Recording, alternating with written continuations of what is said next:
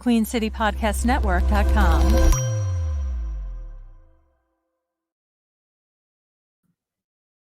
Yo, we back. Right back at you. Just reacted to the Blueprint 2 episode. Had to start a new stream just to make sure it's all clean for our guy that does the podcast. Anyway, we right back at it. Carlo, what's good with you? Again, if you're new, if you're just joining us at our regularly scheduled program, Dave had to take care of some fatherly duties. He is actually in attendance watching his son play baseball. So we gotta clap it up for Dave one time. Let's go. Clap it up for Dave. Daddy of the year, coming off Father's Day. So he handled his business. So I had to make a call. Called in Carlo to help us out, man. Carlo, good. I know I just talked to you about 10 minutes ago, but you straight? Oh yeah, I'm good, man. Just had to re-up on some Kool-Aid, bro. You know, everything's good. Got some tea as well, so a little mix. But I'm feeling great, bro. How are you? Good. How was your Father's Day, man? Good question, man. It was great, man. It was good to be around my pops for a little bit, and then this is my second, official Father's Day. I've been, a stepfather for a while, but my official Father's Day, so it was dope, bro. It was good, man. I didn't get tube socks or neckties, so that was a win. What about you, bro? Yeah, man, all good for me, man. Just chilled out. Went to get some ice cream. You know what I mean? Got some ice cream. Got a big basket of Reese's and whatnot. Okay. You know me. Yeah, I'm a big Reese's guy. You know what I mean? So my wife hooked that up. But yeah, I don't do these type of things. Father's Day, birthday. I'm not a big celebration guy. So I just, it's just another day for me. You know what I mean? So yeah, but at least you got you something. All good. Got something. Yeah, I got something. Shout out to my wife. Absolutely. Always gonna hold it down. But all right, man, let's go ahead and get into some of this content because it's kind of a lot to get to, and I don't plan on holding y'all too long. Let me just go ahead and share this screen real quick, man. If y'all know what to do, man. Stay on the prowl. Always got to stay on the prowl. Pursue your dreams, radiate positivity, overcome obstacles, work hard, and love what you do. All right. All right, let's get into some of this content, man. Cam. All right, so Cam on the show. If you're not watching, my man Cam on 4th and 1, all that good stuff that he be doing. He has said we all knew this, right? We all kind of figured it. But he actually publicly said, "Hey, I'm kind of done with football." I mean, he went on record saying, "I haven't played football in 4 years. I do think somebody's going to take. I don't think anybody's going to take a chance on me now. I'm just being honest. But is he planning on retiring?" He says no. That's how you feel about he's not gonna retire, but he's done. What you think about that? I think this is just the moment where you're just kind of like, I'm saying I'm done, but I don't want to officially say I'm done yet because just in case. I don't know if he wants to pull a Tom Brady and unretire and all those different things. I don't think he's getting that call, bro. I think he's just lengthening the time to potentially get into the Hall of Fame. I think that he probably should just go ahead and officially retire so his clock starts, because then he can start to think we can have that conversation of, and we've had, this conversation has come up plenty of times on, is he, going to be in the Hall of Fame? But yeah, I think he's been done. I think he's this is his way of processing. I think he's at the second or third stage of processing that he really may be officially done with the sport that he loves. You know what I mean? You got to understand, if you play a sport all your life, you're known for this, you feel as though in your mind that you have more to give to the sport, but the sport doesn't have a lot more gifts to give to you. It may take some time to think through and say, you know what, I'm officially retiring. So I think this is a first step in acceptance for me. Yeah, man, Cam, you gotta let it go, bro. And I like you said, I think it's his way of dealing with that. And again, like you said, he's been playing the game for so long, it's kind of hard to officially step away. One thing he did mention was that, hey, I don't need the validation or the clout that comes along with retiring. I don't need that attention. My legacy is my legacy. So that I respect that. But like you said, that's a great point. I didn't even think about that, man. Go ahead and start that clock, bro. It shouldn't be a debate that he's a Hall of Famer. I know it is going to be, but it shouldn't be based off what he's done to the game, how he's changed the game, all the folks that have come behind him, played in his 7-on-7, all that stuff that he's attributed to the game. I think he should be a Hall of Famer. And let's go ahead and get that clock started, man. Let's pay your respects. You earned it. But yeah, ain't nobody calling you Cam, and I think he'd be the first to tell you that. Cam keeps it real. I think he's got to keep it real with himself. Mhm. 35, I think 35 years old now, Something like that. and something like that. Yeah, and nobody's going to to sign up for that when there's so many young quarterbacks coming out. I just don't see it happening. So Cam, you process the way you need to process it, but I think it is what it is, man. Yeah. And I see people in the chat saying he's not. I mean, we could talk about that eventually at a later time. May not be first ballot, but Cam is definitely Hall of Famer. And Yeah, I he may know. not be. Yeah, he may not be first ballot for sure, but he's definitely a Hall of Famer. My bad, I didn't mean to cut you off. No, you good, bro. You good. You said exactly what I was gonna say. Yeah, he definitely needs to be in the Hall of Fame, bro. And it's not just about what you done on the field. I mean, it is about what you done on the field, but what his impact to the game is bigger than just what he did on the field. Like he's done a lot for the game, for the sport, literally changed the sport. Yeah, I mean, so I think that deserves a nod to be in the Hall of Fame. That's just my personal opinion, but it is what it is. Anyway, any more thoughts on Cam being done with football? No, man. I think shout out to him. Definitely a legend and a Panthers legend, and I hope that he officially retires so that clock can start.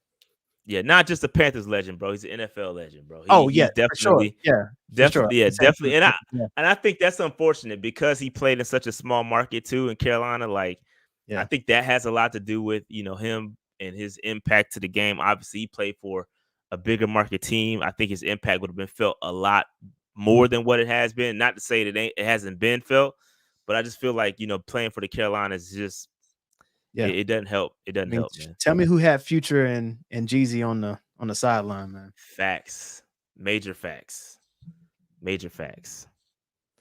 But it is what it is, man. Shout out to Cam and enjoy Hey, your retirement. It seems like he says he's a YouTuber now. Like so enjoy that time, man. He's dominating in this industry, so he's having fun. Doesn't really yeah, care what anybody says about him. He and never he's doing has. well. He's doing well. He's good at it.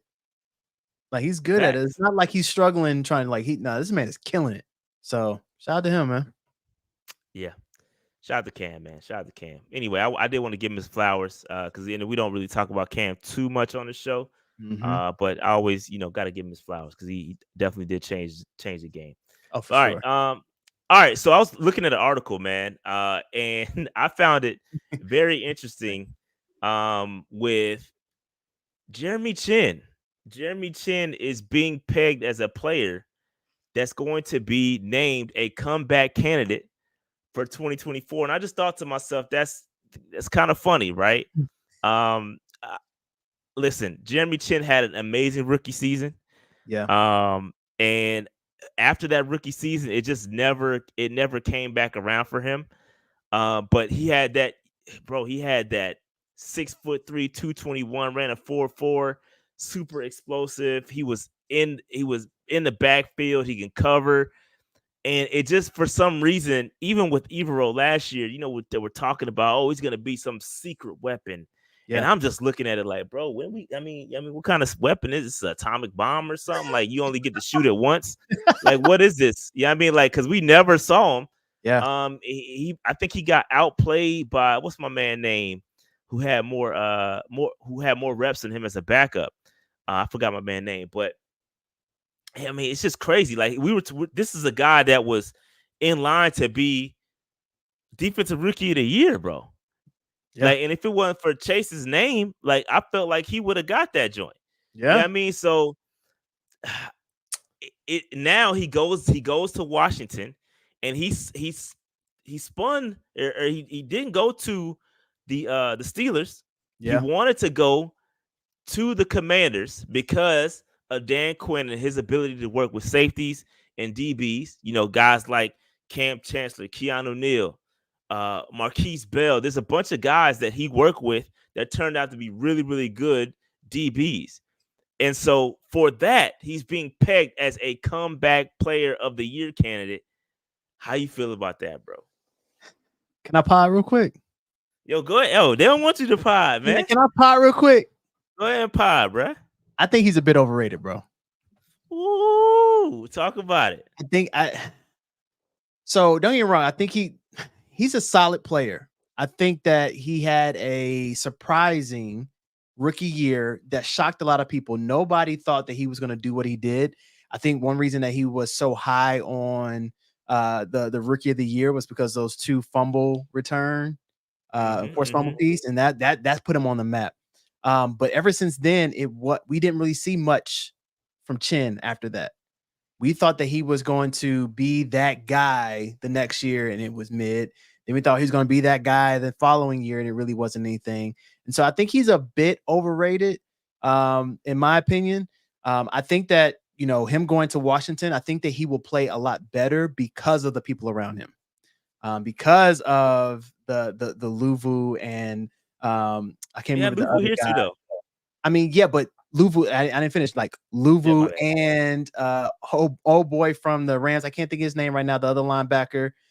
They have a pretty good D line. So Dan Quinn will find a way to make it work. But comeback player of the year, I don't think so, bro. I don't think so. Yes, he has a chip on his shoulder.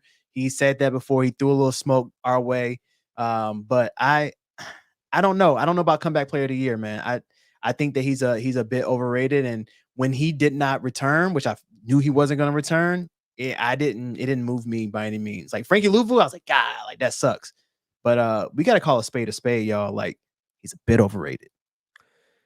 Yeah, and see, for me, I feel like Chin was a bit expendable due to the system. Yeah. I know Evero, he does well with what he has. Like he knows what he's doing.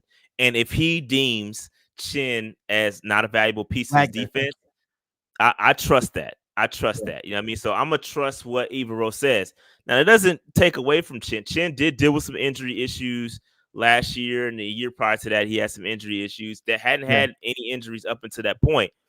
But once he got injured, things kind of couldn't get back on the field. And I think that he got lost in that tweener role, right? Is he a linebacker? Is he a safety? He's not big enough to be a linebacker, but he's not fast enough to cover and a free safety. He's kind of that tweener. And we've seen success, Derwin James type. We've seen those guys play well. He just hasn't found that role. And I don't think that role exists in Evero's offense. Now, will it exist with Dan Quinn? We'll see. Yeah. But comeback player of the year is a bit much. It's a stretch. And my biggest thing is we always pride and really just pump up Evero to say that he can make, lemonade out of anything, right? Like he can get the best out of his players. You couldn't do that with Chin. That says a lot to me. Personally, I think that you see a lot of the other players like Sam Franklin balled out in this Evero system, right? Now, granted, Sam Franklin is a safety. But I mean, we'll see. We'll see what Dan Quinn does with them. I don't see much though, personally. And no, I don't think he's a bust. I just think he's a bit overrated. That's all I'm saying. Yeah, I don't know. Bust is tough. It is what it is. It kind of is what it is, man. And listen, he has a chip on his shoulder. He threw like you said, threw a little shade at us. And I think he's gonna be hungry. He's looking to prove everybody wrong. Yeah. And I know we play the Commanders this year too, so that's gonna be very interesting. I can't wait. A little blood and guts. You know what I mean? He's gonna be a little juiced up for that one. But yeah, it's gonna be interesting, man. We'll see. We'll see. Yeah, and I think he only signed a 1 year deal, so he got a lot to prove.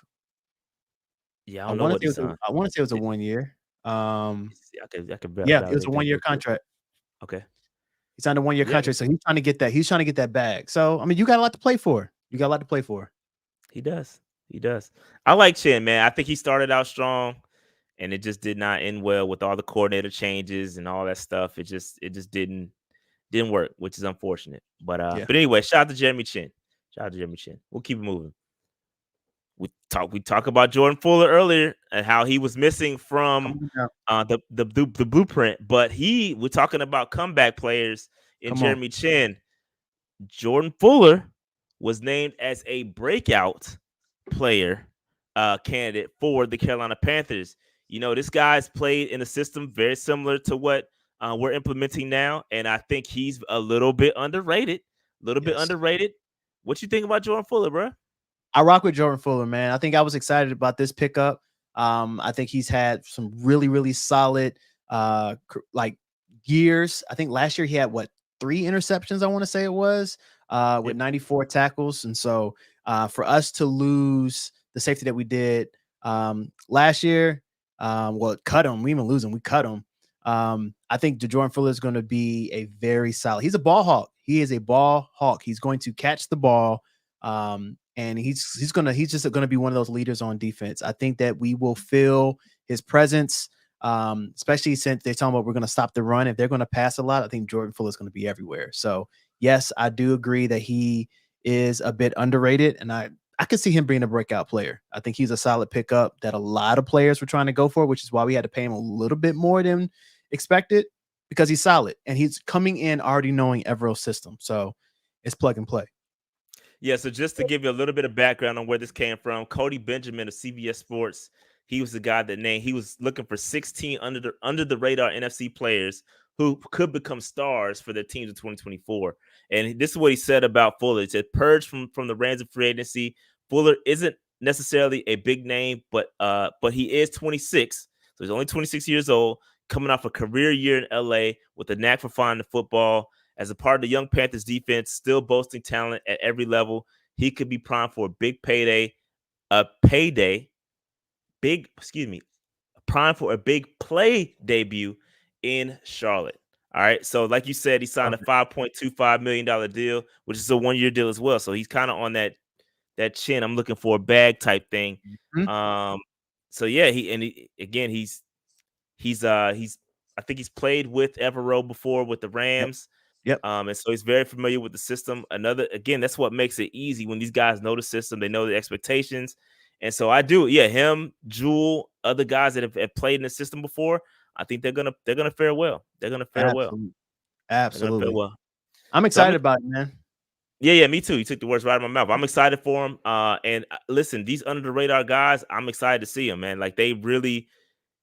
That's where the scouting comes into play. You saw Dan Morgan talk about it a little bit in the blueprint. These scouts, they work constantly. They're constantly putting out these reports and looking for these guys. When you talk about the player personnel guys, the pro personnel, that's what this is all about. Identifying those guys that are talented. They're just whether they're being misused or their current team doesn't want to play them anymore. Find those guys to show up and show out. I think that's important. That's very important role for the scouting department. Absolutely. And I forget about Nick Scott. I forget that we got him sometimes. So it's another good safety from the Bengals that we got. So facts. It's gonna be good, man. I think the defense is gonna be solid. We got to get another corner, but other than that, we'll be all right. Yeah, we do need to get another corner. Get another corner for sure. That's a whole nother conversation. Yes, a whole nother conversation. We'll talk about that. All right. Gotta talk about Trevor Lawrence. Because this is interesting. Mm-hmm. Trevor Lawrence got a bag, a lot of money.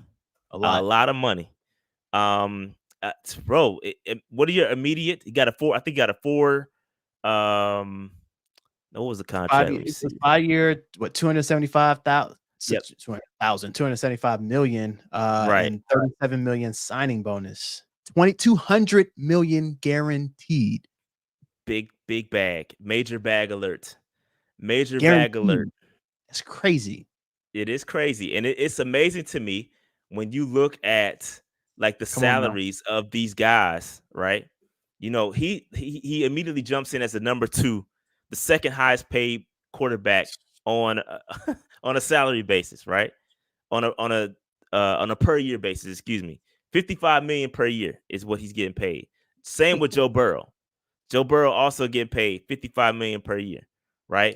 It was just like yesterday, bro, when Mahomes got his bag and we were like, oh, bro, Mahomes got XYZ. He got all this big money.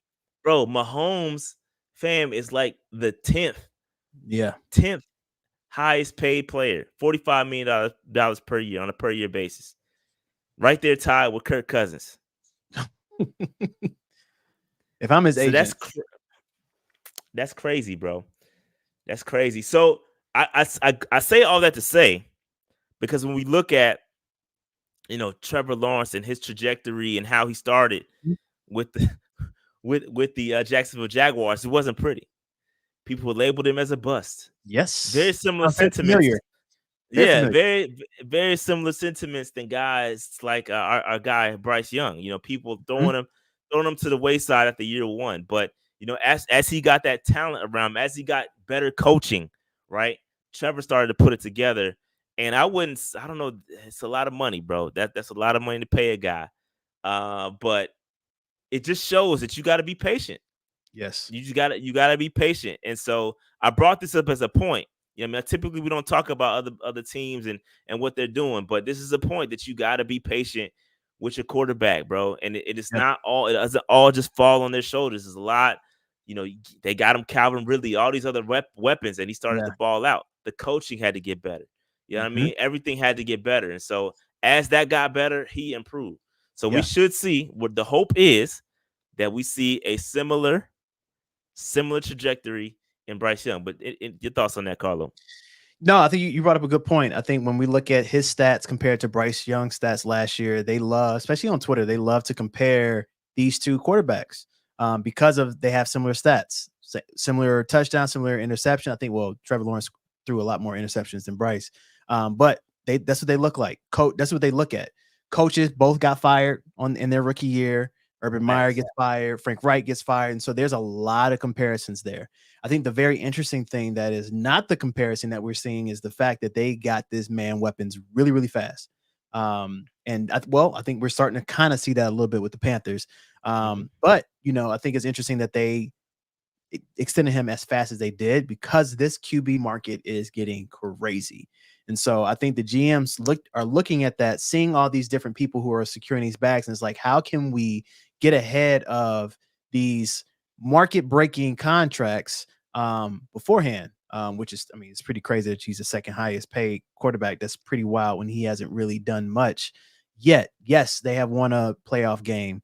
I think was it his second year when they won a playoff game? No, I don't remember that. So I think I forgot they came back and beat somebody. I remember I think it was the second year.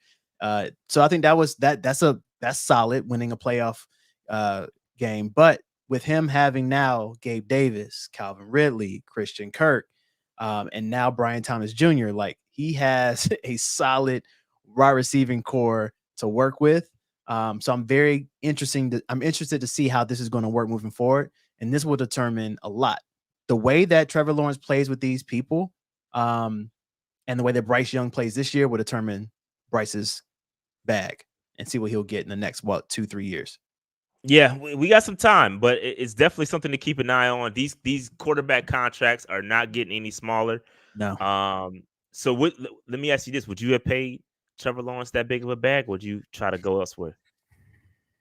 That's a good question, bro. It's tough because when I look at it from a team building standpoint, bro, like you put so much resources into a quarterback, it hinders you so many other places.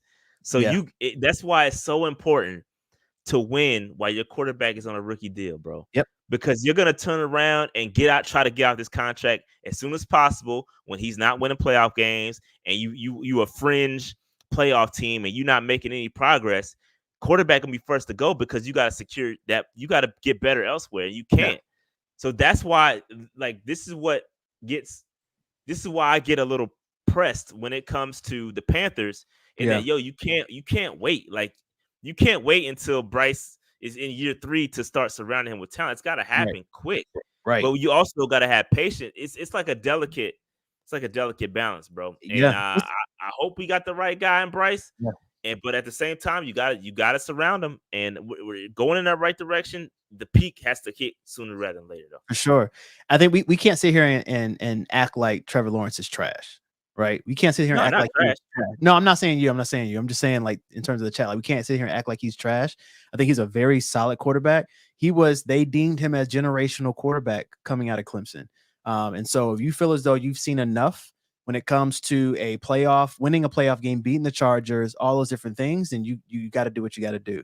They've already secured him with some very young talent in the wide receiver room. And so now you gotta go for it. And if you think about it as a GM and as scouts, they're looking to make sure to see what other quarterbacks are in the future drafts.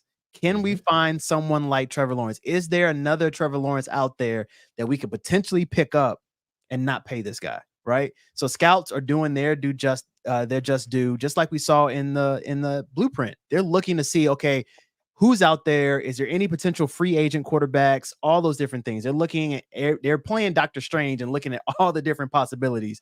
And they realize, like, you know what, this may be the one where Yeah. we're gonna have to pay Trevor Lawrence this Right. amount of money and hope that he pans out. And so I think that's what probably GMs do, and we'll see what the Panthers do.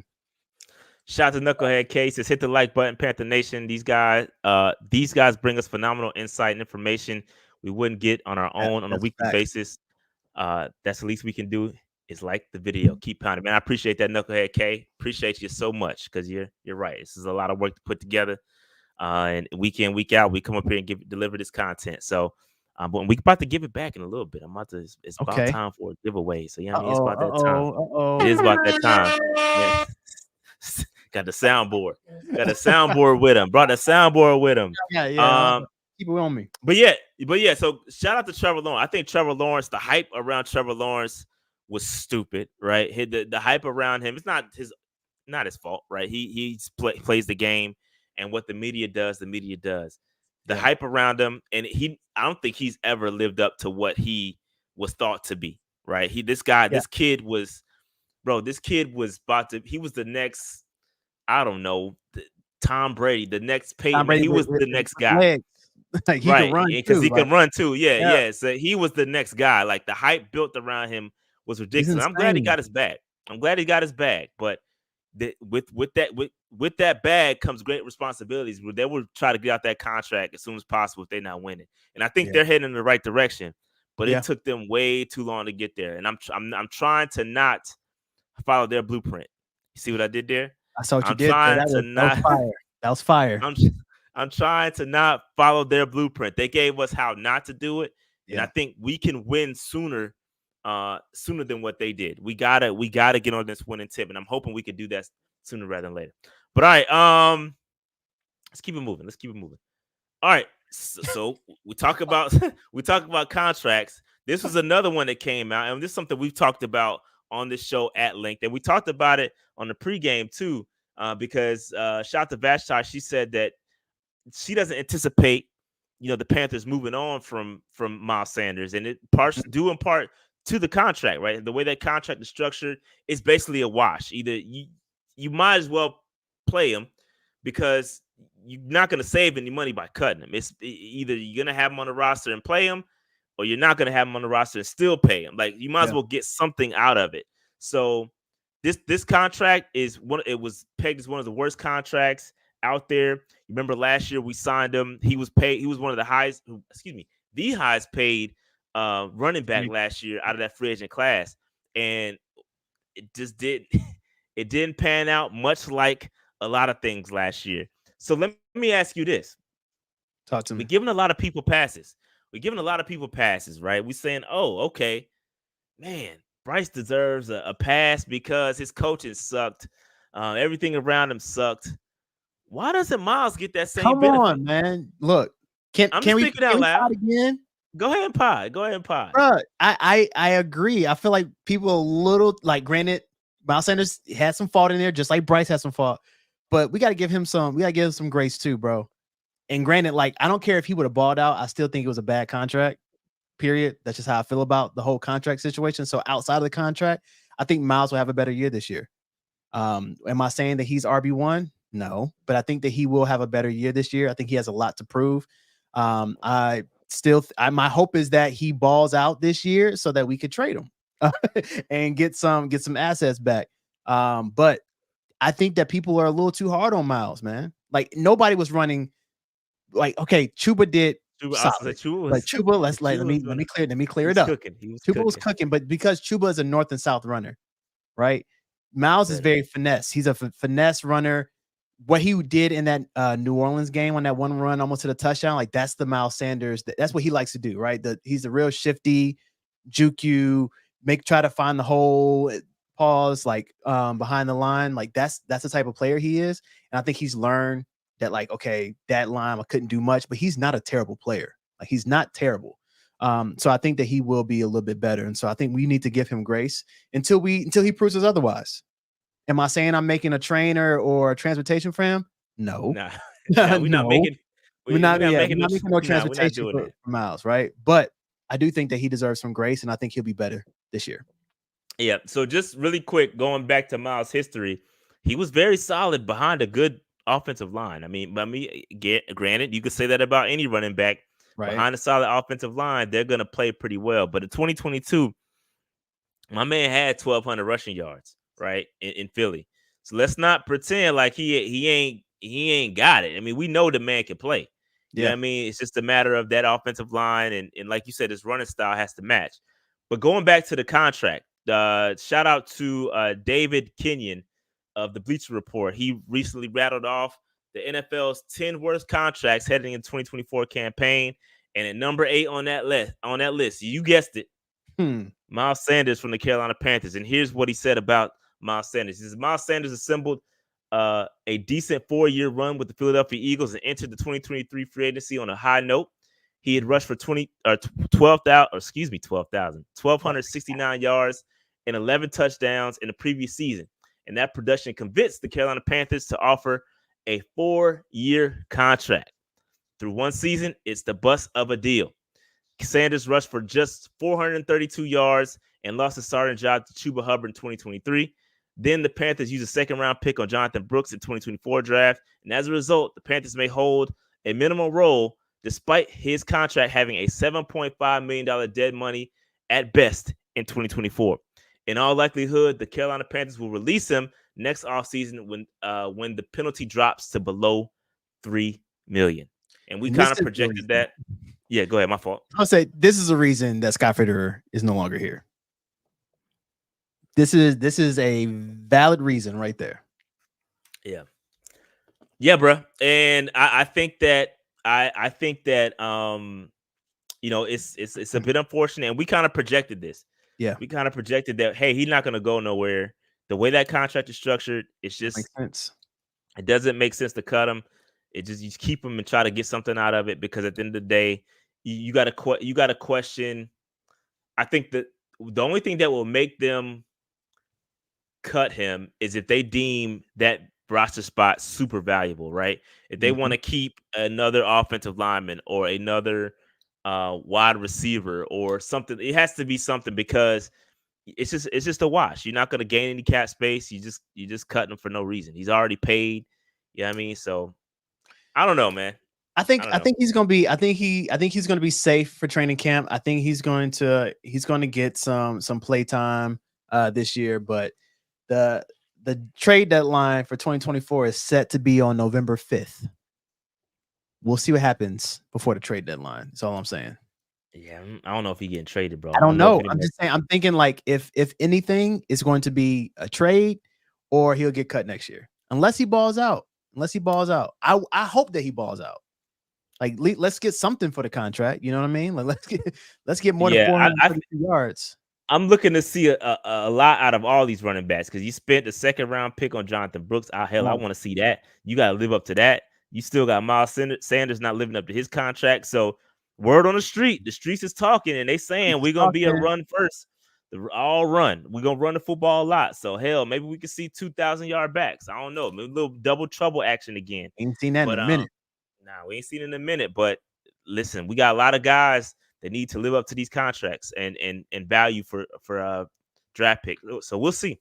We'll see, man. All right, we'll keep it moving. We'll keep it moving. All right, patreon.com/Panthers Go over there and check that joint out and become a Patreon member. Why? Because one of these MVP members is about to win a ticket. They're about to win a ticket to come sit with your boy in a club seat to watch the Carolina Panthers, to a game of your choice outside the game my parents pick. Okay, you can't have that game. My parents got to pick a game, so you'll get to choose your game, whatever you want. Okay, and in order to get that access, you got to sign up patreon.com/PantherNationPC and be an MVP level Patreon member. It's only available for them. That's it. Franchise MVP, don't get that that access. Okay. Yeah. So with that said, let me go ahead and you gonna get some people a chance to join MVP real quick? You think they want? I mean, they better go now. You better say something now, because that Chiefs game looking. Yeah, that Chiefs game. See Mahomes, boy. Let me see if I can pull this up. You got a couple minutes while I pull this up. Hold on. Yeah, that Mahomes one, man. To see him in Here we person. go. Good luck, y'all. I got all my Patreon members right here. All my MVP level Patreon members. Here we go. About to spin the wheel. Trying to make it bigger, but the wheel's not getting any bigger. So y'all just gotta run with it. All right, here we go. And you don't have to be on the stream. I will contact the winner via Patreon and give them an opportunity. That's how MVP level works. We're gonna wait on you, okay? If not, if they don't never get back to me, I will come back next week and we'll give it away again. All right. So with that said, let me go ahead and spin this wheel. Here we go. Let's get it. Here we go.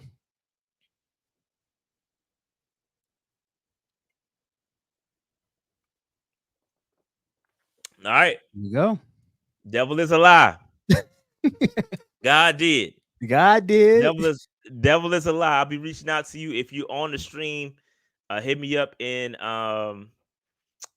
the Discord or hit me up on Patreon, and I'll give you the list of games you can select from. And you are the first winner. We got a bunch more games to go.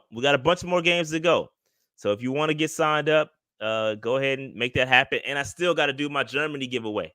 My Germany giveaway is going to happen probably next week for the Germany ticket. I'm trying to give my folks in Germany an opportunity. Go ahead and comment on these streams. I'm in Germany. I want to go to the game. That's all you need to do. I'll put your name on the list, and we'll make that joint happen. All right. That's dope. Shout out to PMP, man, for doing stuff like this. The pod for the people, man. For sure. Got to give it back. We got to give back, man. I like to give back to the people. Go to these games. We have a blast, man. It'd be super turned. No, it's fun. It's fun. Shout out to Section 310, bro. We be lit up there, bro. Hey, yo. It was a great time. And I can only imagine how it's going to be when we start winning, bro. Man, when we start winning. Talking all. What, man? Bro, what? You better not. Bro, you better not be a fan of another team in my section, bro, because you're getting all the smoke. Let me tell you that I know last year was abysmal, but that first game, that Monday night game, the energy was rocking in there. It was the first 2 quarters. It was lit, rocking, bro. It was fire. It was lit. We're gonna get better. We'll get get back to that, man. We'll get better. All right, shout out to the MVP members, man. Again, I'll reach out to my man Devil is a Lie, and you will get the opportunity to choose a game. Okay. And if that person does not claim it, then I'll go to the next person next week. That's how it's gonna work. All right. Shout out to the franchise folks. Appreciate y'all. And shout out to the free agents.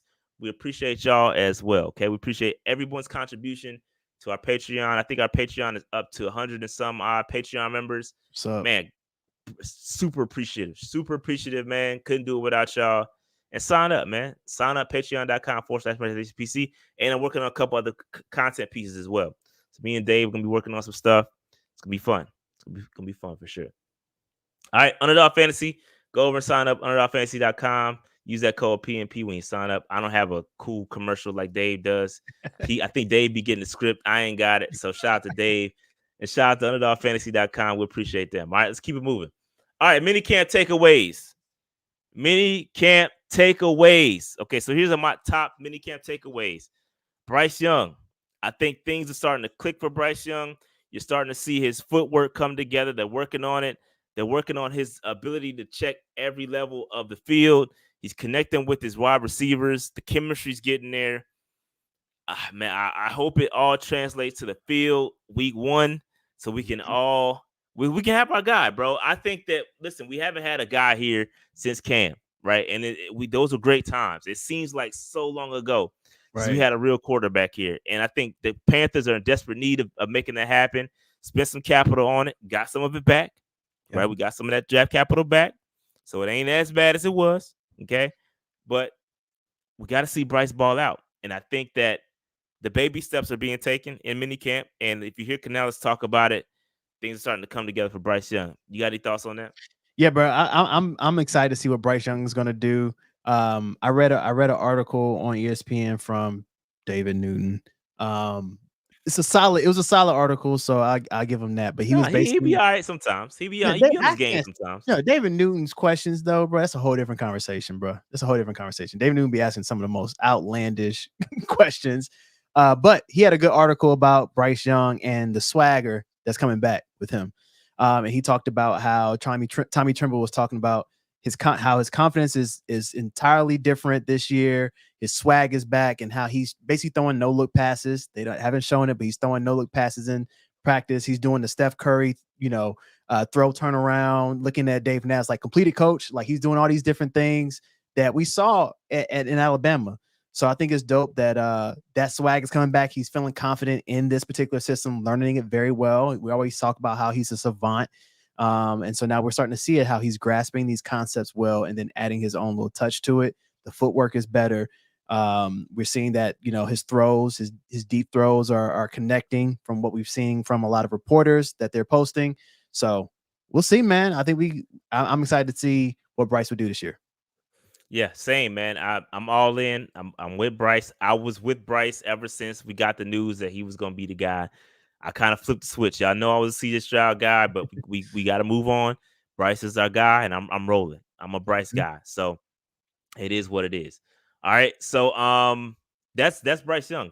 Number 2, I got the tight end room is improving, right? Mm-hmm. So there's a lot of talk about these tight ends, and again, is it a matter of coaching? We've had pretty much the same group, with the exception of Jatavion Sanders, on this roster. Yeah.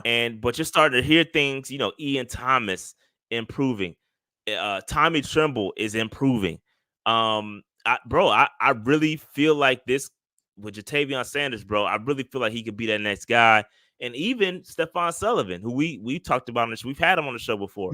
I think this guy he has a lot of potential. He has a ability that, that some tight ends just can't. He's so big and athletic. I just don't know that, there's a lot of ability that can't be taught with Stephon. And if it clicks for him, I think we could have something, but it's improving. And we have a coach that is going to utilize the tight ends. We've always had around these parts, hey, our coaches don't use the tight ends like that. They're underutilized, and we only throw to them so often, and blah, blah, blah, blah, blah. That excuse is about to be null and void. You can't use that here anymore because Canales' system loves the tight ends. So are they getting better, or have they always been decent, or is it just us not utilizing them? I think that's the kind of the question we need to ask. I'm just asking the questions, bro. Hey, I respect it though. I'm excited about the tight end room. I think the biggest thing around all of this is competition. This is a contract year for Tommy. He knows he got to show out. He sees the people behind him. He knows that he has that tight end 1 position right now, but Jatavion Sanders is right around the corner. I think he knows how solid he is. And so I think everyone knows that they gotta play. They gotta play hard. And I think Tommy talked about this last year around like this is the first year he's really getting coached, which is pretty wild that his last year was his first year he was really getting coached as a tight end. And so we'll see. He got a nickname from Canales already, Tempo Tommy. He sets a tempo for the offense. So we'll see what happens with Tommy. Ian's balling in minicamp. He's balling in minicamp. We have to see everything on training camp. But I think Kool-Aid the tight ends ain't that strong, play. Kool-Aid ain't that strong. It ain't that strong. It ain't that strong. Ain't that strong. All right. It ain't that strong. We got slow down. We sipping slow. We sipping slow. So I'm excited to see what's gonna happen with these tight ends, man. Yeah, we'll see. Next up, I got the kicker competition. So we all know that the kickers are going at it.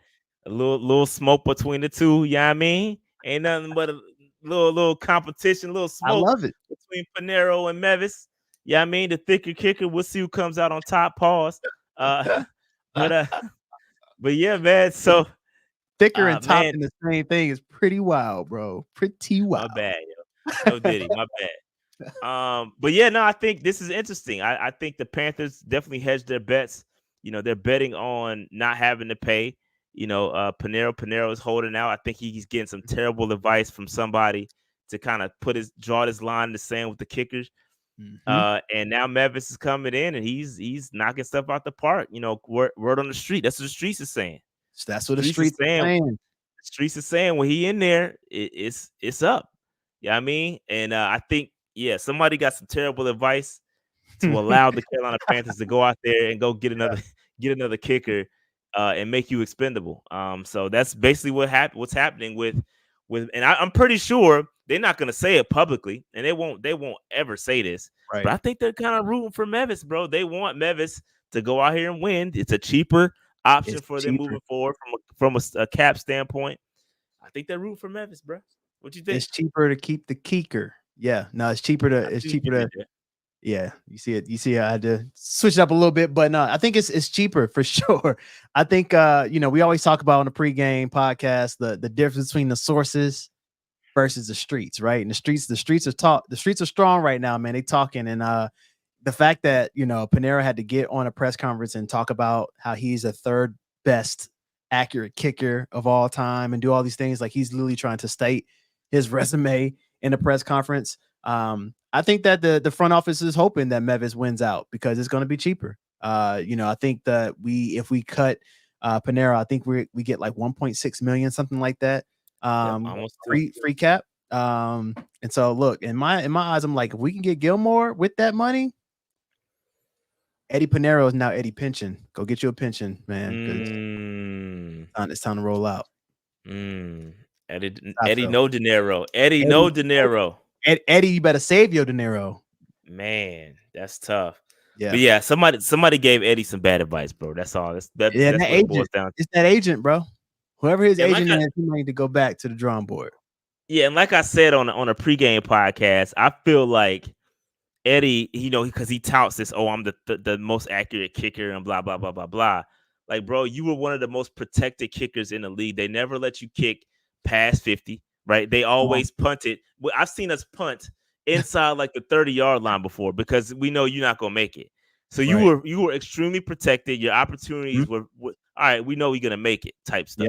Yeah, I mean, and we rarely let him kick anything past 50-yard line. It was like basically game-winning scenario type situation. Facts. So I feel like he was protected, and I feel like, man, we can get Mevis in here who's got a big leg. It might not be as accurate, but maybe it's something he's getting there. He's doing all right. We'll see. We'll see. Hey, you're talking about double agents. Hey, speaking of streets, man, you're talking about the double agents. So they talk about Drake having a mole in his camp. Panero might have a mole in his camp right now, bro, because whoever his agent is right now is not working for Mevis. He probably working for Mevis, bro. Mevis playing you, bro.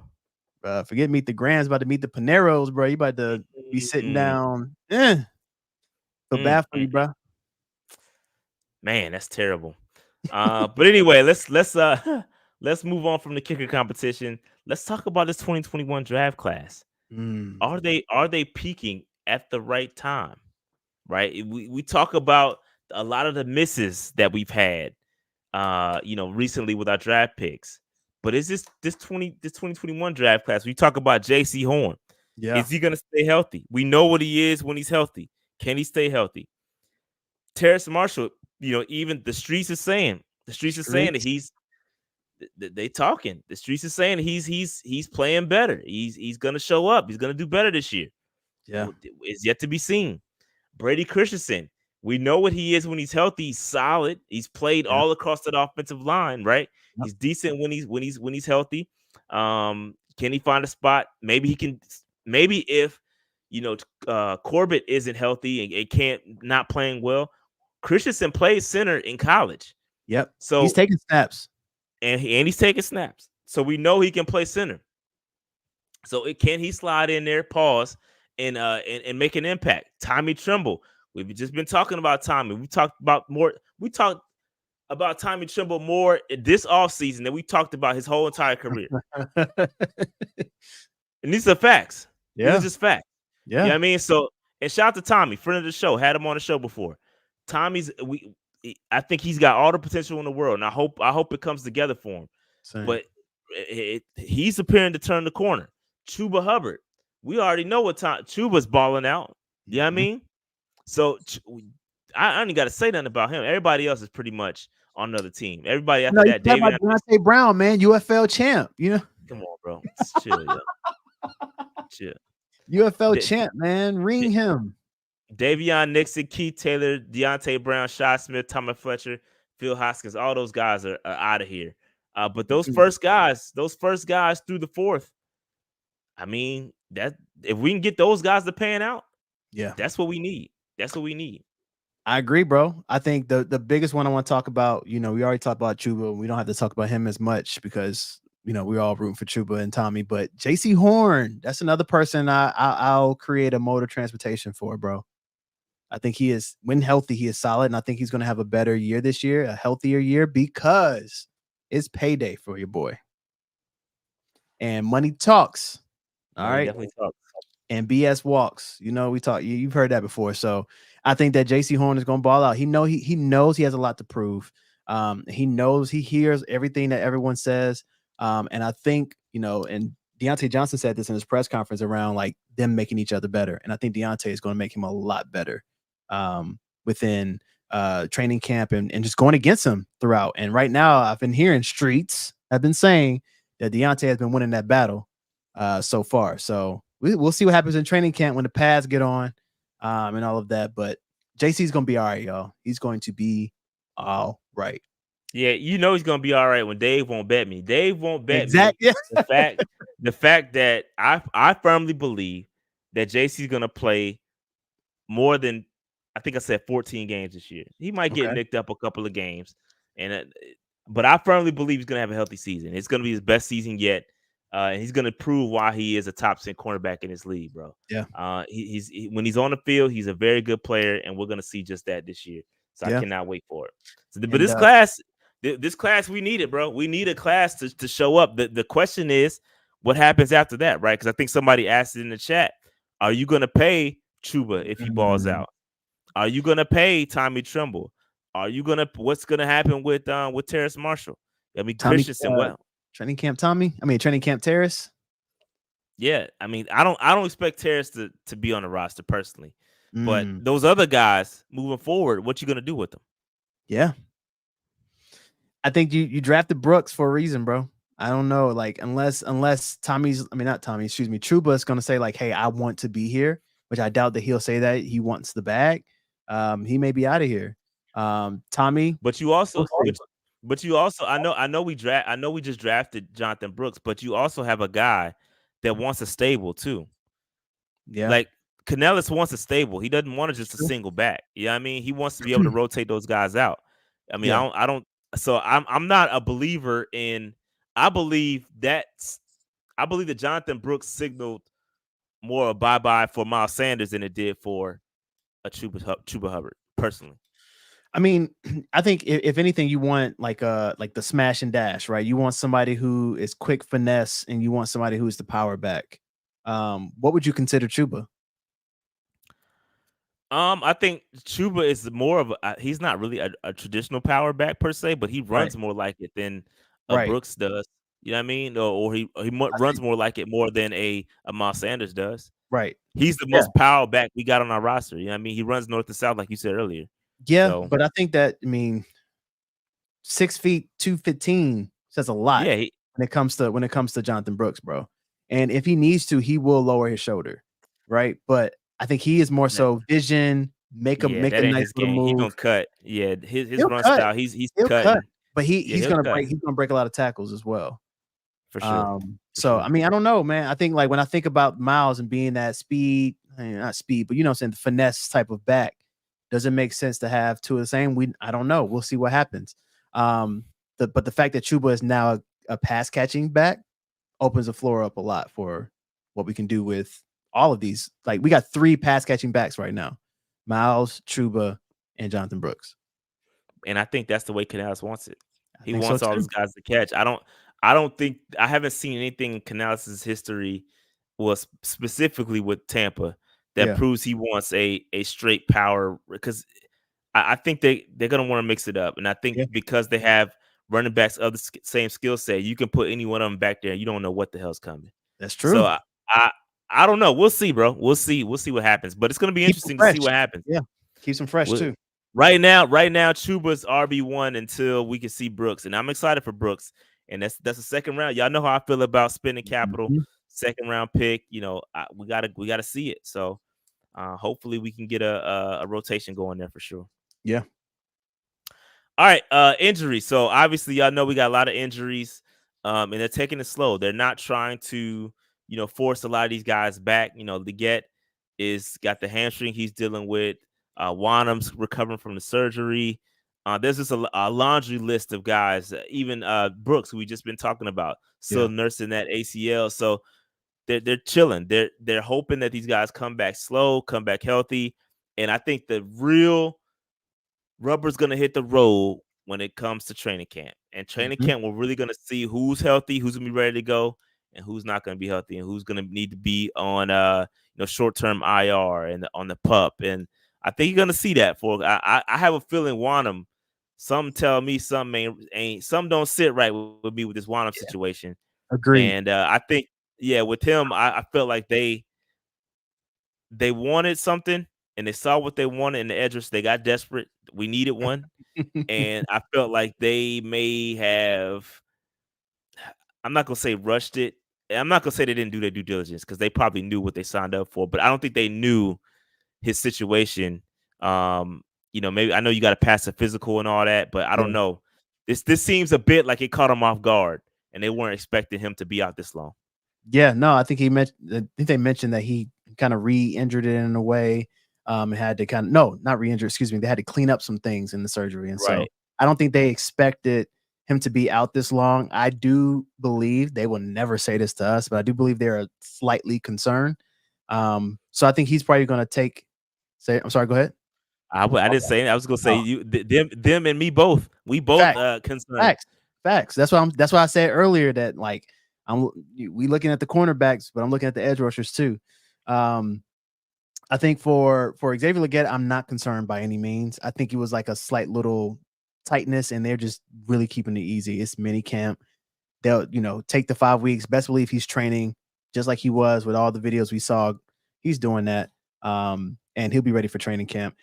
Only thing I'm a little nervous about, Shad, is I hope that they do not rush, and I don't think they will, but I hope they don't rush Jonathan Brooks. I don't want them to rush it. I want them to take their time. We have plenty of backs that can take care. I know that training camp is important for rookies to get that feel, but I don't want them to rush anything, especially with the type of running back he is. But we'll see, man. Yeah, I don't think there's a need. I don't think there's a need to rush him back. And I think that when I said this when they drafted him, this is a long play. Yeah. Right. This is something they're going to sit back and wait, and they'll be patient with him. There's no need to rush him out there to re-aggravate. We got 2, 3, 4 capable running backs. You got Sheridan, you got Penny, you got the other guy we signed. Raheem. Yeah, so there's a lot of guys. I'm not concerned about that. So take your time, Brooks, and we'll see you when you're ready to shine. But outside of that, we'll see. I think the rubber's gonna hit the road in training camp. We'll get a better look at the injuries and how serious they are then. Absolutely. But yeah. All right. So leaders lead. Again, we keep talking, bro. Tommy Tremble's name has come up way more. Like I said, even in this show, than we heard all last season, right? And so, what Canales is talking about, Canales has pointed out a few guys in their leadership throughout the spring practices. You talk about Derek Brown, who we know he ain't the loudest rah guy, but listen, he leading by example. Chuba Hubbard and tight end Tommy Tremble. These guys are starting to step up. So here's a quote. On offense, I can't talk about effort without talking about Chuba and Tommy Tremble. He said 2 guys who really push each other to get their work in, to work on the small things, taking care of their bodies, the effort we are looking for in practice. These guys are at the front of what we're talking about, trying to push the tempo, trying to make sure that the defense can feel the attacking style that we have. These guys that really have stood out. These are guys that really stood out for me this spring as leaders in that regard. So, I mean, Chuba, Tremble, Derek, what you think about that, bro? I love it, man. I mean, these are the vets who's been around to see it all from 3 different coaches. You know what I mean? So I think that it was good to see those particular people step up. I think we've all heard about Tommy and Chuba's work ethic through many coaches, so how they stay after and they have those hand catching contests and all those different things. So I'm excited to see what they're going to do this year. I think the leaders are always going to lead and step up. I think we heard a lot about Shaq Thompson as well on his side of the defense and all of those different things. We even heard some people say Jadeveon Clowney say something about Bryce. But I mean, Jadeveon Clowney, you haven't really been here, so you haven't really heard much about of Bryce. But I think it's exciting to hear how leaders are leading and stepping up this early. We'll see what happens in training camp. For sure, for sure. We'll see we get those captain badges as well. It's gonna be interesting to see how it's gonna work out. You know, each coach has their Absolutely. different ways of doing it. So we'll see how Mhm. Canales does it. So it's gonna be interesting. All right, Yeah. so we got extensions looming. Okay, so Shaq Thompson said in this press conference, "Hey, this is kind of a contract year for me. Yep. And I want to be here. I want to retire a Carolina Panther. But right now, you know, I got to audition. You know, this is a new regime coming in here, and I'm auditioning for 31 other teams as well. So we got to put something on film. We know he's coming off injury. But we'll see. And y'all know how I feel about Deontay Johnson. I hope he balls out, and we got to get something done with him too. Yeah. So these are Mid-season. two, yeah, these are two guys that definitely are going to be looking for some contract extensions, along with some other guys too, because it ain't just them. And I can't wait. I can't wait to see what happens. Any thoughts on Shaq? Do you think Shaq is going to retire a Panther? I hope he does, bro. I think I think it's a win for the city, a win for the team to have somebody who's been here this long, who's taken discounts to stay, like somebody who's come out multiple times and say he wants to be here. So I hope he does retire as a Panther. And he had 2 injuries. He had the broken fibula, but then he also talked about a growing surgery he had in 2020 and how he's feeling as healthy as ever. And like I said, yes, this was mini camp. I'm saying that disclaimer, but he looked solid. Like he looked like he was very agile. And he was moving really, really well from the videos that I've seen. So I'm excited. I think he's gonna ball out. And we've seen a healthy Shaq, so we know what he's capable of. Yes, he's getting up there in age in terms of playing years, but I think that he has a really cerebral type player in Josie Jewell. And so I think that he's gonna ball out this year. So hopefully, yes, extension. You already know how I feel about Deontay. Yeah, I think Shaq is I think he it's time. He's coming off that injury, and you know, bro, like I feel like even a lot of people, as long as he's been a Carolina Panther, I don't think he's, from a general fan standpoint, he's never lived up to that linebacker room that we've always had. When you talk Yeah, about a Thomas Davis, a Luke Kuechly, Dan Morgan, like I feel like he wants to be mentioned in that, yeah, and I think he's gonna need these next couple of years to really prove that he belongs in that conversation. Because if you ask most fans, while he's played okay, I don't think he's reached that point to where he's been a yeah. great and in that breath of a beast, and like the chat is saying, like Right. he ain't in that conversation yet. So Unfortunately, not. But yeah. unfortunately, that's just a reality. You know what I mean? And I think it's time. I think it's time that he steps up and takes to another level these next couple of years. What do you think is missing? Like what like I think he has so much potential is there, and yes, could it be injuries potentially, but somebody said in here like he's one of the last in the Ron Rivera era, like that hard nosed type of linebacker. Um, what is it? What is missing? Bro, I don't know. I can't really explain it, bro. I don't know. I don't know. I think he has all the intangibles, right? Even Right. when you talk about Thomas Davis and that conversion from a safety to a linebacker, he took the same route. Yeah, I mean Yes. he played running back at Washington, and Yes. played safety. Now he come back down to linebacker. Like he's had the same route. And I don't know what it is, bro. I really can't explain it, especially from an X's and O standpoint. I really Yeah. don't know what it is with him. I think when you look at, because I was gonna say, man, you know, you look at some of the guys like Beeson and Dan Morgan and Mhm. Luke, they play the mic, but we've had really good outside guys as Yes. well, and Yes. so it just doesn't, the Thomas Davis. I I think, but don't, bro. I don't know, bro. I don't know I don't either, know. bro. But I think like at the end of the day, he's better than what people give him, though, too. I'll give you that. I do He's agree better with than that. what people give him. Like He is better. Shaq's a dog. He's really good. I don't think he makes some of those big time plays that the Thomas Davis or the Luke Kuechly's did, but he's actually really good. And so I think that he could be a little bit underrated. Think he doesn't get the credit he deserves in some places. So we'll see what happens when he has a lot of better players around him. Will he step up a bit? we'll see. That matters too. That Yeah. we've seen Luke struggle. Luke's last year when he didn't have those guys up front, man, he was not looking the greatest either. So it does matter the type of guys around you. When you look at the defenses that Luke and TD played on, the edge rushers they had, the pass rushers they had, it allowed them to play better. So that does matter. I can't say that the defenses that Shaq has played with has been the most elite defenses. You know what I mean? So I think you're right. That's a great point. The totality of the defense, the talent of the entire defense just hasn't been up to par. Yeah. So I don't know, bro. I don't know, I man. love it. I don't know. But all right, last thing was offensive identity. Offensive identity. This is something that's interesting. We haven't had around here in a long time. You go back to Frank Reich, and we never really had we never had an identity with Frank Reich. I mean, we never knew what the hell was going on. And when you look at now, all you can hear it now with Canales and what he's talking about. Hey, bro, we're gonna run the football. You're gonna be frustrated with how committed I am to the run game. That's what he's talking about, bro. So I think that we have an identity. We know what we're gonna be. We have field separators. Or guys that can separate with Deontay Johnson. We got solid receivers. We have freaking tight ends now that are going to be utilized. And so now I really think you're going to start to see legit offense that we have not seen around here in a long time. Right. And that's just something I'm excited to see. And I cannot wait for us to really have an offense to be excited about. Not an offense that when we see take the field, we're hoping and praying they could just get one freaking first down. One first down. Like that's what we were looking for last year.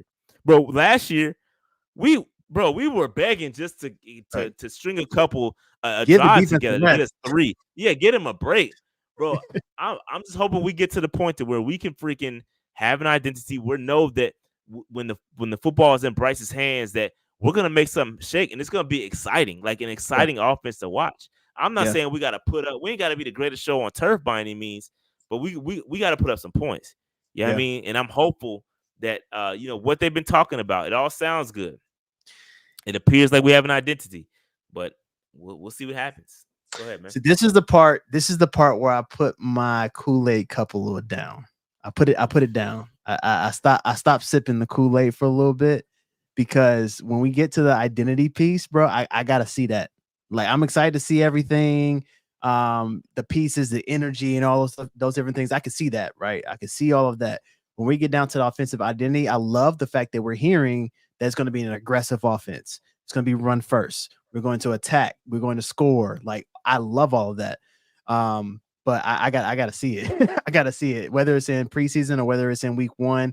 I need to see that piece. And so that's when I can really determine what the offensive identity is, because that's such a glaring thing that was an issue last year. Like, I remember hoping the defense scored for us because the offense wasn't doing anything. We knew the offense wasn't doing shit. Right.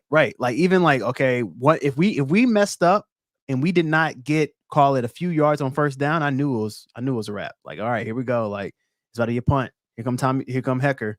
Like, I just knew what it was. And so I don't know. I'm nervous about this offensive identity piece. I hope that we do have one. I really like what I'm hearing from Canales, so we'll see what happens.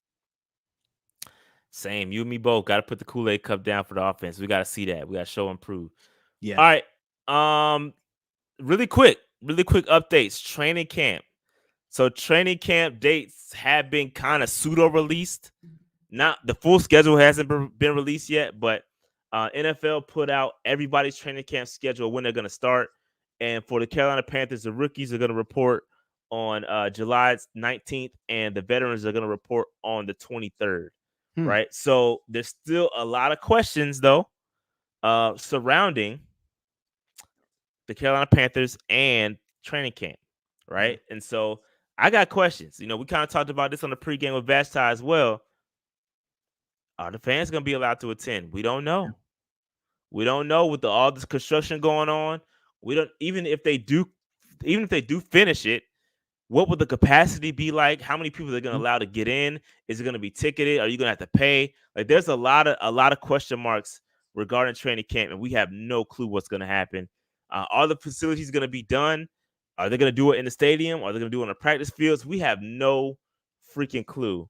But one step we do know is that there was the bill for the practice facility was passed earlier today, right? And so there were some question marks regarding this bill because there are some things that I think there were some question marks that I think the city was asking regarding like the sidewalk, and there's a lot of things that the city had question marks about. They needed to come to a resolution with, and so I'm trying to pull up an article about it. But the good news is that the practice facility um, uh, work has been passed.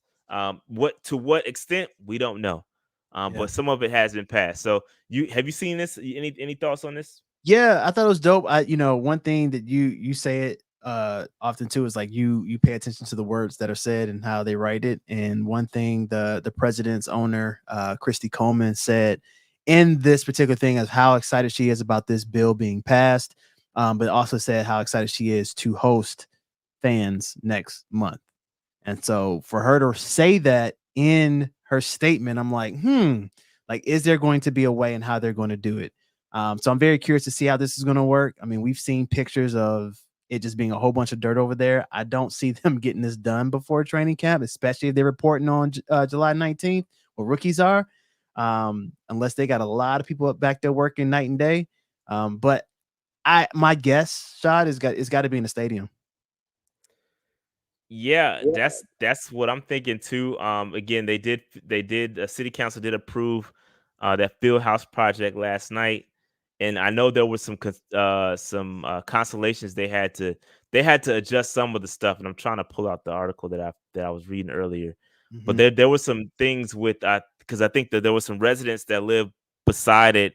They were complaining about view and all that stuff. So there was some things they had to adjust, and especially with that sidewalk. If you've ever been to Panther Stadium and you walk past, the practice fields on that sidewalk, that's like a pipeline for pedestrians to get into Uptown. And there was some concern about the Panthers kind of shutting that off. And I don't think they were going to do that. Yeah. And so that was a really, really big consolation that I think that the Panthers had to make was making sure that pipeline going into the city. Because that, like, if you cut that off, you got to go Yeah, basically all the way all the around. way around. Yeah, Mhm. so that was big. That was a pretty big Huge. pretty big deal. You know what I Yeah. mean? So I don't know. We'll see, bro. My bet is that it's gonna be in a stadium. I don't see how this gets done in what, a month, a little over a month. But them dudes gonna have to work overtime, and I don't know if that's gonna happen. We'll see. I see somebody said a reporter on Twitter said that they'll put up temporary bleachers at the practice field. We'll see. We will see. Yeah, I don't know about that, bro. I don't know either, but I don't know oh, about that. we'll be outside though if it allows it, if they allow it. Yeah, I'm sure especially now that's in Charlotte, like bleachers for how many people, like it's gonna be It's gonna get ticketed. ugly. It's gonna get ugly. It's gonna be a mess. It's gonna be a Yeah. mess, bro. They It's got to gonna be do a it in the, mess. stadium, but we'll see what happens, man. I don't know how they're gonna do it, but they got to have a plan. We'll see. That's why they get paid the big bucks. That's why they But get paid. as soon as the training camp schedule is released, we will have it for you, and we'll talk about it. I'll let y'all know what days I will be there. I know there's gonna be a good portion of it that I'm gonna miss, so I'll be out in Vegas. Me and Dave, both of us, because I'm gonna be out in Vegas on from the 24th to the 28th. So I'll probably get out there for opening day, and I might miss some days, and then I'll come back. And I know, Carlo, we're trying to set up something with Vashti and Sheena Oh yeah. here locally in Charlotte, so that's gonna be lit. Stay tuned. It's gonna probably be another PMP pregame live show. It's gonna be dope. So stay tuned for that. And we'll have everything be laid out for you once training camp dates get released. We're working on some stuff. It's gonna be All lit. right. Anything else you want to talk about? That was all I had. That was the last thing I had. No, I think that's really it. The only thing that's official is that we did sign David Davis, the UFL Yes. guy. Yes. We did try out Hakeem Butler, but he has a few other tryouts with other teams. We did not sign him yet. I haven't heard anything about Hakeem Butler. But David Davis is officially signed. Yeah, and that's interesting because Daywood Davis, that was our last roster spot. Yep. So I think they chose between Davis and Butler, and that's just kind of what it is. Now, Mhm. what's going to be interesting is the roster's full going into training camp. I know we all was hoping that last roster spot was for Stephon Gilmore. That does not appear to be the case just yet. The streets is saying that Streets. the streets is talking, saying he's still waiting on his waiting on the right spot. He waiting on the right time. And typically, again, don't fret, Panthers fans. He might not sign with us, but there's still an opportunity that he will. A lot of veterans are waiting. There's still a lot of good free agents out there right now. A lot, A bro. lot of a lot of them. Lot. There's a lot of them. So people are again waiting for injuries, waiting for these vets. They ain't trying to pull up and put in all that work right now. No, They ain't they're trying to do they're, all that. they're definitely still in shape, man. But a lot of some of these, it's so many good players out there. They just may wait until like mid-season or a few games into the season. I wouldn't be shocked. Facts. We'll see. Facts. So shout out to Daywood though. I did mean to add that, and I didn't get a chance to add that to my slide. But No worries. But I think that's the only thing that I remember hearing that we didn't get a chance to touch on. yeah, let me see what Joe Bruno talk about, because Joe Bruno has been kind of managing this whole or watching this whole stadium renovation thing Yeah. and practice field thing. So he said he typically follows. Hold on.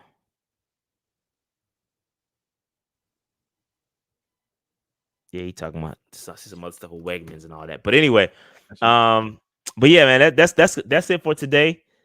I don't have anything else, so this is a good show, man. Appreciate you, Carlo, for jumping in last minute. Absolutely. And yeah, man, we'll see y'all next week, or if something else pops up, we'll be back on this thing. I know I got a couple projects I'm working on. And yeah, we'll see y'all soon. And again, shout out to Devil is a Lie. Hit me up on Discord or on Patreon to pick your game, and we'll be at it again next couple of weeks. Appreciate y'all. All right, man. We'll holler at y'all next week. We out of here. Peace.